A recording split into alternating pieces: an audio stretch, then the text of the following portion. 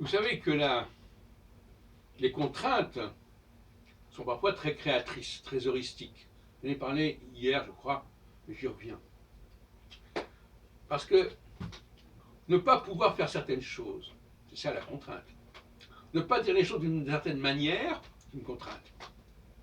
Une contrainte qui peut être créatrice, comme par exemple la règle des 3 unités dans le théâtre français du XVIIe siècle.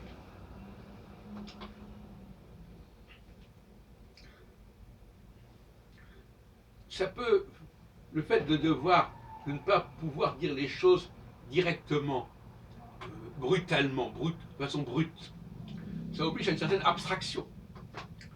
Ça oblige à faire allusion.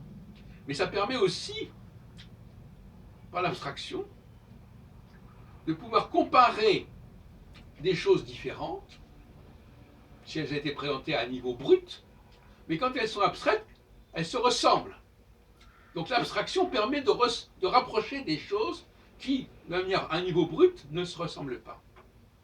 Et donc quand quelqu'un est trop brut, il ne sait pas connecter ces informations entre elles, parce qu'il ne les a pas dégrossies, il ne les a pas décantées. Ça, c'est un premier point. Un autre point qui fait partie du génie de la langue française, c'est l'utilisation du EN et du Y en français. Et même, de manière générale, le pronom relatif. Qu'est-ce que c'est qu'un pronom relatif?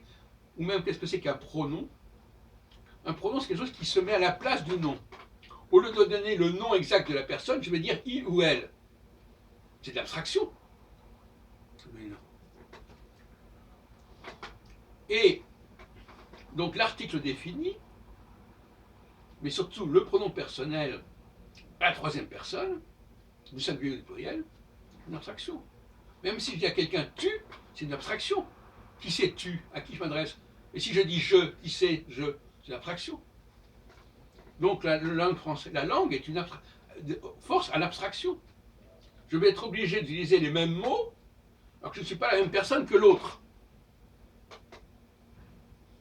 Donc les gens qui ne sont pas dans l'abstraction, ils sont en décalage avec toute la question de la langue. Ils utilisent une langue qui est faite pour l'abstraction, pour l'allusion, pour la relation, l'évocation, alors qu'eux-mêmes, ils sont dans quelque chose de très personnel. Comment puis-je être très personnel, très brut, en utilisant un langage qui exige une certaine forme d'abstraction et de dépassement d'un niveau brut? C'est pas possible. Donc pour revenir à en et à en i, si je dis j'y vais, on ne sait pas où je vais. C'est censé être connu, j'y vais. Ou j'en viens. D'où ça sort, on ne sait pas. Donc c'est très allusif. Ce sont des formes très typiquement françaises, à mon avis. C'est très. Vous savez, le i, comme ça, il faut le saisir, le i, et le en. D'autres langues, c'est beaucoup plus lourd. Les Anglais ne peuvent pas dire j'y vais ou j'en viens. Sinon, en disant, en prenant des périphrases, I'm coming from that point, or I'm going to that point, etc. Mais en français, c'est j'y vais, j'en viens. Donc, au niveau de l'oralité, mais au niveau même de l'écrit, il y a quelque chose de beaucoup plus abstrait, beaucoup plus fin, beaucoup plus raffiné. De la même façon que, par exemple, les jardins à la française, comme dirait l'autre jour Alain